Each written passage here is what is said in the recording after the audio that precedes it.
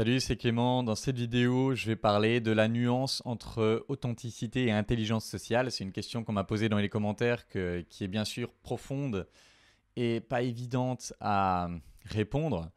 Et du coup, plutôt que de répondre vraiment dans les commentaires, je me suis dit que j'allais faire une vidéo.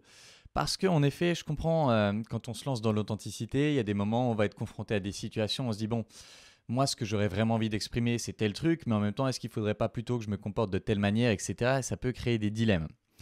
Et donc, quelle est la différence entre les deux? L'intelligence sociale, c'est savoir la manière dont il faudrait se comporter, savoir la manière de se comporter qui serait normale, qui serait attendue de nous dans la société dans laquelle on vit. C'est ça l'intelligence sociale. L'authenticité, c'est exprimer ce qui est vraiment présent en soi. Maintenant, je vous prends un exemple. Imaginons que vous allez à un enterrement de quelqu'un, voilà, c'est un lointain cousin ou une lointaine tante ou je ne sais quoi, et vous n'avez pas d'attachement émotionnel à cette personne. Du coup, vous êtes serein, quoi. Vous n'êtes pas touché par ce moment. Est-ce que pour autant, la bonne chose à faire serait d'aller à l'enterrement avec le sourire et d'aller voir les cousins, les oncles, les tantes? Hey, comment ça va? Je pense que la question à se poser, c'est qu'est-ce qui est le plus important pour moi à ce moment donné? Est-ce que le plus important pour moi à ce moment donné, c'est de montrer comment je me sens vraiment à l'intérieur? Ou est-ce que le plus important pour moi à ce moment donné, c'est de montrer du soutien aux gens qui sont là et du respect envers les gens qui sont là et qui souffrent? Évidemment que si vous pointez à une funéraille, à des funérailles avec le gros smile, ça va énerver tout le monde, en particulier ceux qui souffrent. Et du coup, l'autre question à se poser, c'est qu'est-ce qui va me causer le plus de souffrance sur le long terme? Si je prends cet exemple, ce cas des funérailles, qu'est-ce qui va me causer le plus de souffrance 6 mois plus tard? Est-ce que c'est d'avoir, pendant les 2 heures que ça dure, caché ce que je ressentais vraiment? Donc, est-ce que c'est d'avoir été inauthentique pendant ces 2 heures que dure l'enterrement, qui 6 mois plus tard, je vais y repenser et ça va me faire mal? Ou est-ce que c'est de m'être comporté comme si j'allais au ciné et de rigoler, etc. Et 6 mois plus tard, de me dire putain, je suis le seul qui se marrait à l'enterrement. Bon, vous comprenez assez facilement quelle serait ma réponse, mais on s'en fout de ma réponse, on s'en fout de ce que moi je pense. La question, c'est toi qui regarde cette vidéo et qui te pose cette question. Qu'est-ce qui te ferait le plus souffrir? De te dire 6 mois plus tard que tu as énervé tout le monde parce que tu étais avec le gros smile à l'enterrement, ou de te dire 6 mois plus tard que pendant ces 2 heures, tu as caché ce que tu ressentais vraiment? Qu'est-ce qui te ferait le plus mal dans 6 mois? Et du coup, comporte-toi de la manière qui te rendrait le plus fier 6 mois plus tard. Là, c'est un cas extrême d'enterrement, mais j'imagine que la question qui m'est posée par rapport à ça, c'est plus dans le cadre de la séduction, dans les relations. Et globalement, je suis un peu un extrémiste de l'authenticité, c'est-à-dire que je pars du principe que si la fille n'est pas prête à recevoir qui je suis vraiment au fond, alors de toute façon, ça ne me plairait pas d'être avec elle. Donc bien sûr que je pencherai vers l'authenticité extrême. Maintenant, encore une fois, ça dépend des situations. Et je ne sais pas, je prends un exemple. Vous êtes en couple ou vous êtes en phase de date et vous allez voir la fille et vous, il vient de vous arriver un truc super et elle, il vient de lui arriver un truc catastrophique. Je ne sais pas, elle s'est fait virer de son école ou un truc fou. Bah, vous n'allez pas arriver et moi c'est bah écoute, moi ça va hyper bien, il m'est arrivé ça ça ça. Non. Vous savez que même si vous êtes hyper content, là, elle a besoin d'être entendue, elle a besoin d'être écoutée et du coup, vous pouvez mettre de côté votre joie débordante momentanément pour, dans un premier temps, être dans l'écoute. Et si on se repose la question, qu'est-ce qui est le plus important pour moi à ce moment-là? Est-ce que le plus important pour moi à ce moment-là, c'est de lui montrer ma joie? Ou est-ce que le plus important pour moi à ce moment-là, c'est d'être là pour elle et de la soutenir? Donc voilà, c'est un débat. Est-ce que si c'est plus important pour moi de la soutenir, est-ce qu'au final, c'est pas ça, être vraiment authentique?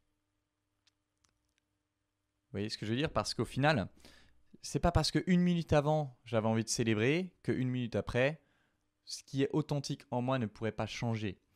Mais globalement, 2 questions. Qu'est-ce qui est le plus important pour moi d'exprimer à ce moment-là et qu'est-ce qui me rendra le plus fier dans 6 mois? Alors vous ne pouvez pas tout le temps en pleine interaction penser à ça, mais c'est un état d'esprit global à avoir et évidemment que la ligne est fine entre les deux, mais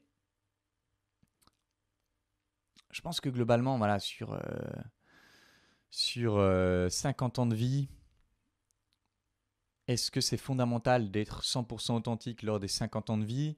Je pense pas. Moi, j'essaie de tendre le plus vers ça, mais je pense qu'il y a des moments où il faut aussi savoir mettre ses propres besoins de côté, son propre besoin d'authenticité de côté, pour répondre à la situation de la manière appropriée. Voilà, pour ce qui est de la séduction, hors cas extrême, c'est quoi l'inverse de recommander?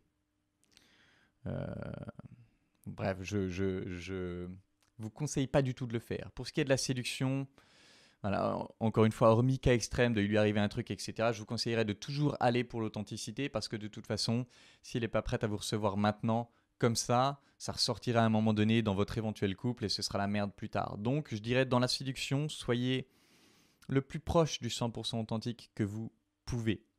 Après, pour d'autres situations sociales, comme, je sais pas, les enterrements, le travail, il y a une discussion. D'un côté, on pourrait se dire, s'ils ne sont pas prêts à me recevoir moi 100% authentique, c'est que je ne suis pas dans le bon boulot.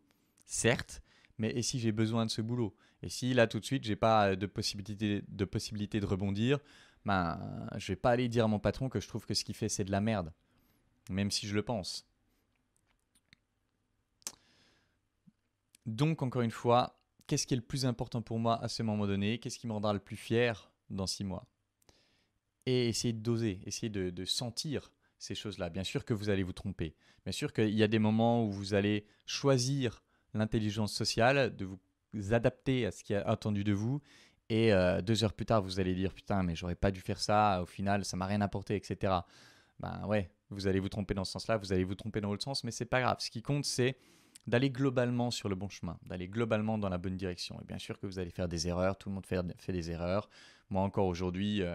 Il y a des moments où l'authenticité disparaît et puis je me comporte comme un lâche, concrètement. Ça m'arrive encore des moments où... un exemple concret.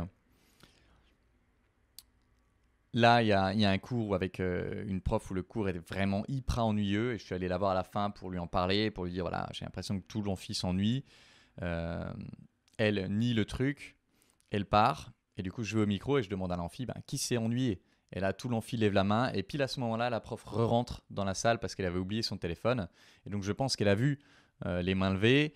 Et, et je me suis senti mal parce que je voulais éviter justement de la mettre mal à l'aise. Je me suis dit, c'est pas ce que je veux. Ce que je veux, c'est savoir la vérité, mais je veux pas non plus qu'elle se sente humiliée, etc.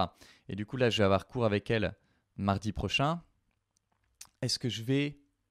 Comment je vais me comporter sur place? La chose, je pense, sage à faire, ce serait d'aller la voir et de m'excuser, non pas d'avoir souligné ce point, mais de m'excuser de l'avoir affiché comme ça, en gros. De m'excuser d'avoir manqué de délicatesse dans ma façon de procéder. Est-ce que je vais arriver à le faire? Il y a la tentation de juste m'asseoir à ma place comme si de rien n'était et d'attendre. Et pour pas risquer d'aggraver le truc. Donc voilà, je dis pas que c'est facile, je dis pas que c'est toujours facile, mais au fond de moi, je sais ce qui me rendrait le plus fier, c'est d'assumer ce que j'ai fait et d'y aller et de pas m'excuser encore une fois pour la démarche qui était bonne, mais de m'excuser pour la forme que ça a pris. Donc voilà, j'espère que ça éclaire celui qui a posé la question et que ça vous éclaire vous qui voulez vous lancer dans l'authenticité mais qui ne savez pas comment vous positionner par rapport à cette histoire d'intelligence sociale. J'espère que ça vous aidera au final grâce à ces 2 questions. Et voilà, c'est tout pour cette vidéo. Comme d'habitude, si vous voulez travailler avec moi, vous avez soit le prochain atelier de connexion authentique le 27 mars, soit l'école des guerriers. Je vous mets les 2 liens dans la description plus bas. C'est tout pour cette vidéo. En attendant la prochaine, je vous embrasse et je vous dis à bientôt. Ciao.